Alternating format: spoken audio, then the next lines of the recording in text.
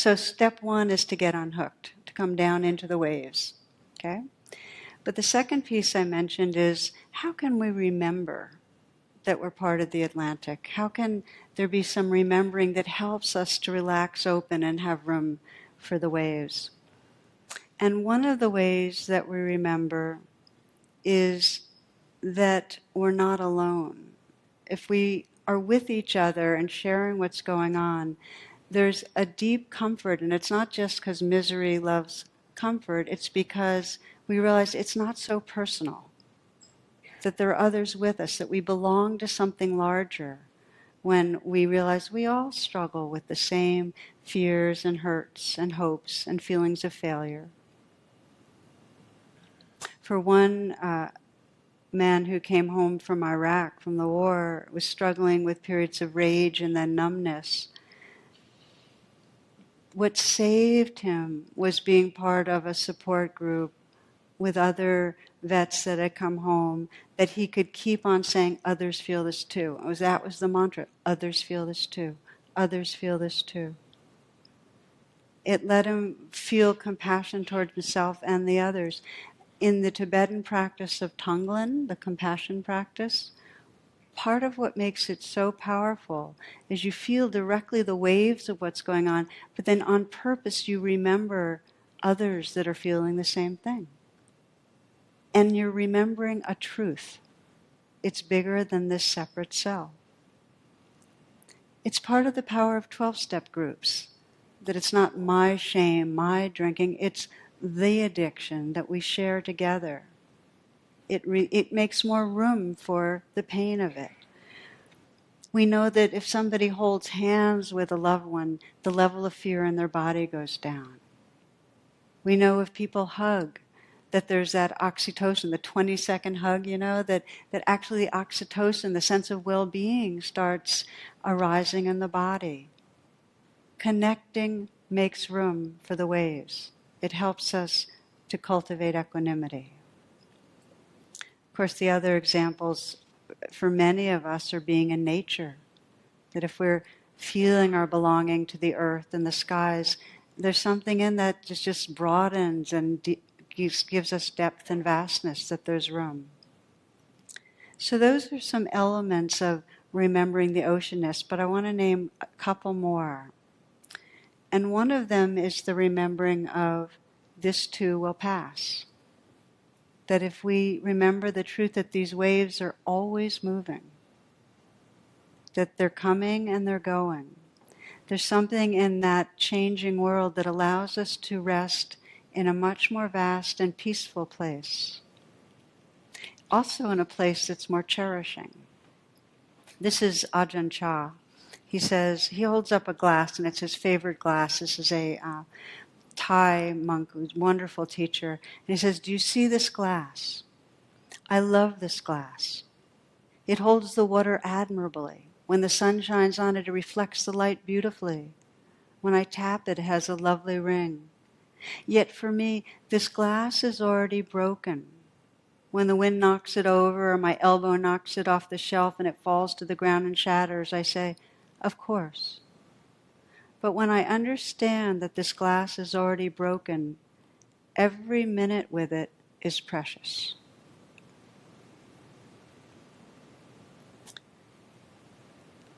So one of the pathways to this space that allows our heart to shine through, the space of equanimity, is realizing that these waves really do come and go.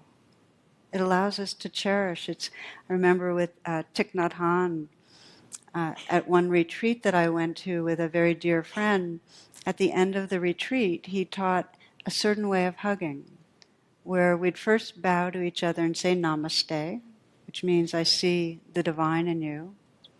And then we'd hug each other, and with the first breath, you'd say, I'm going to die. You'd mentally recite that. And then with the second breath, you're going to die. And with the third, and we have just these precious moments together.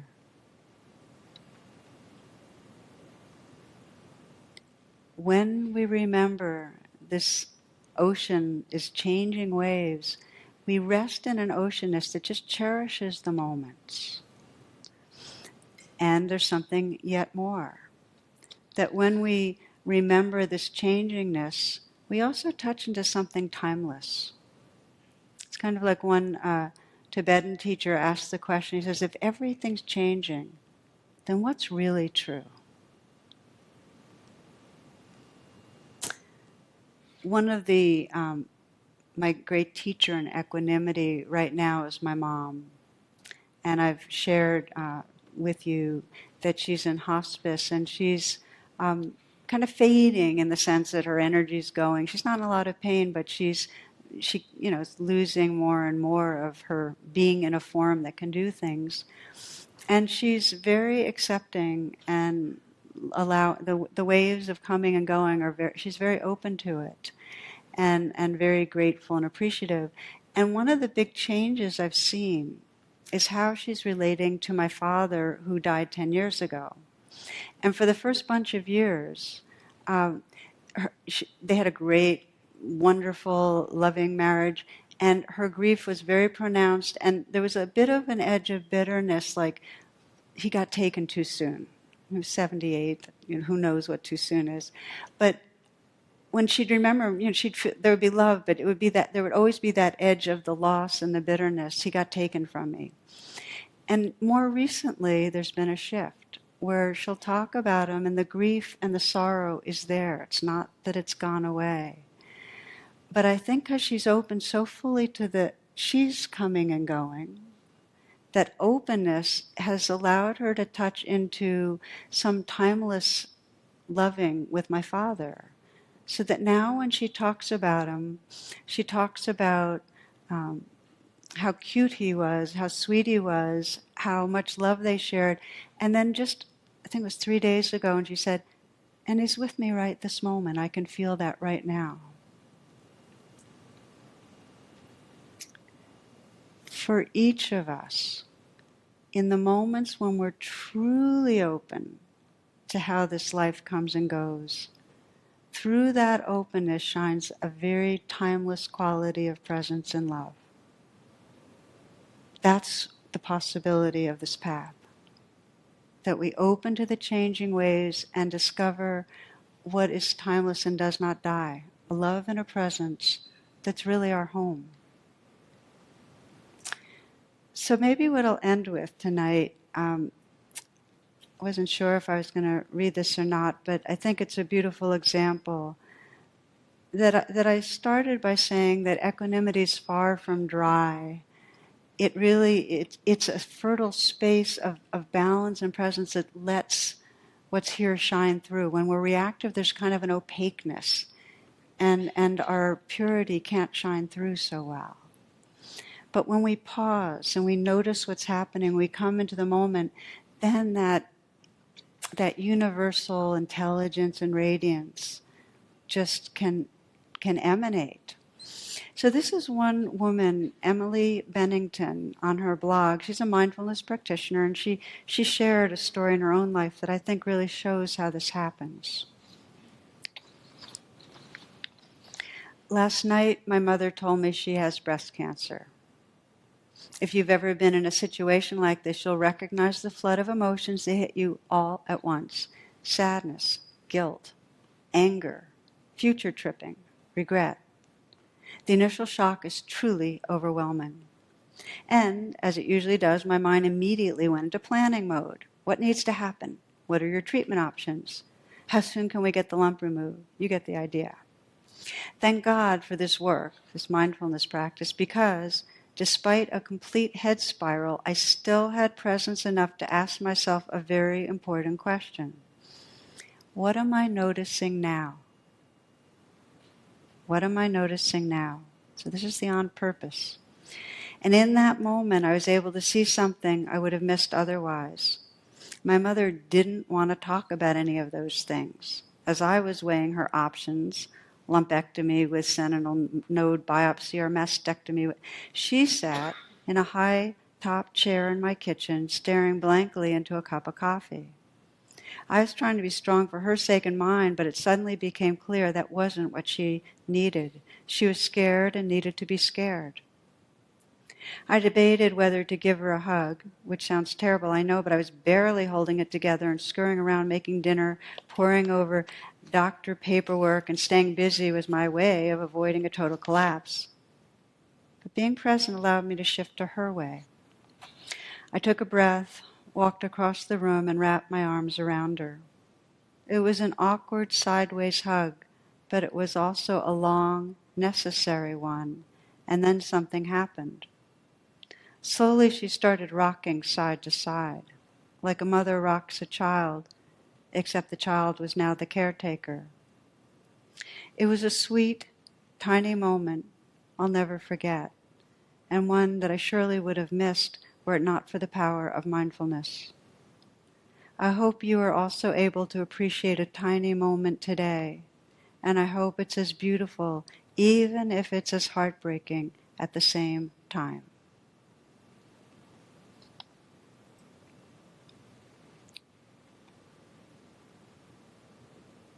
That's all we have is tiny moments. And the more we have our heart's intention to pause down and be there for them, the more we discover that preciousness, that love, that presence, that really is what makes our life worth living. So let's close together just in a simple way. I invite you to come into stillness.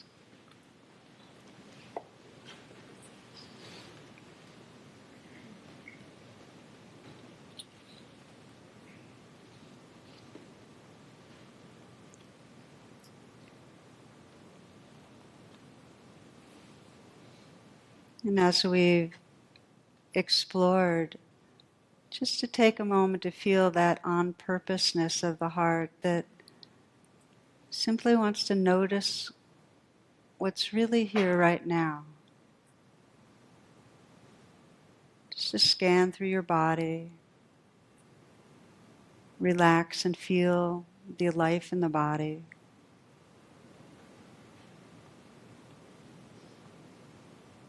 And if there's some place in your body or heart that's calling for your attention, just opening to that and breathing with it.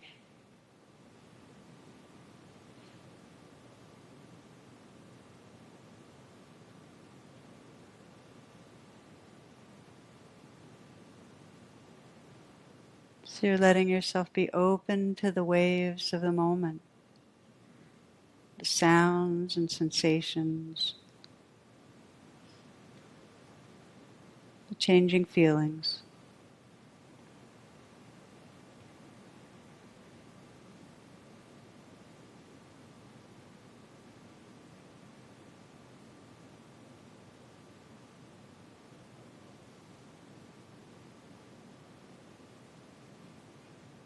Sensing the waves, sensing the ocean. If you're not afraid of the waves, you can really trust in the ocean. So just let the waves be here.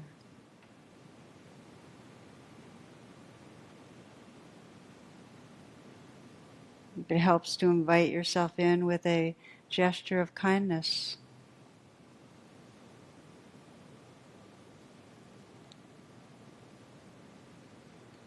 With some message to your own heart that's kind, loving, forgiving. Feel free.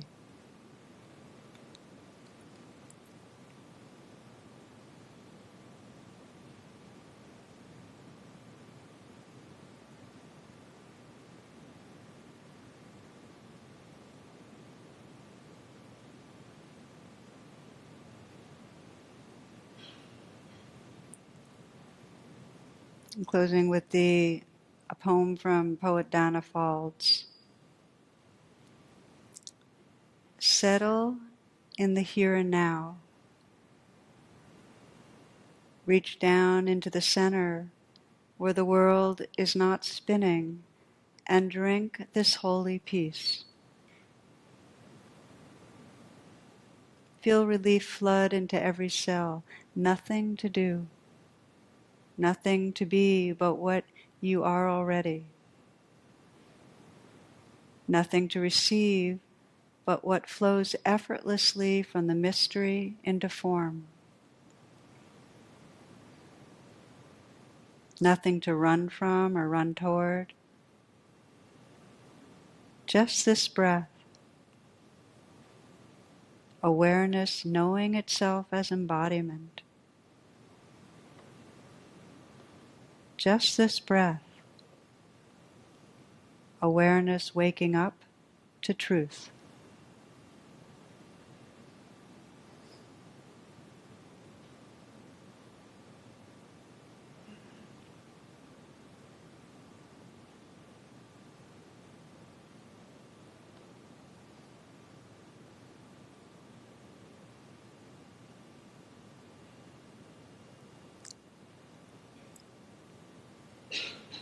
Namaste and thank you.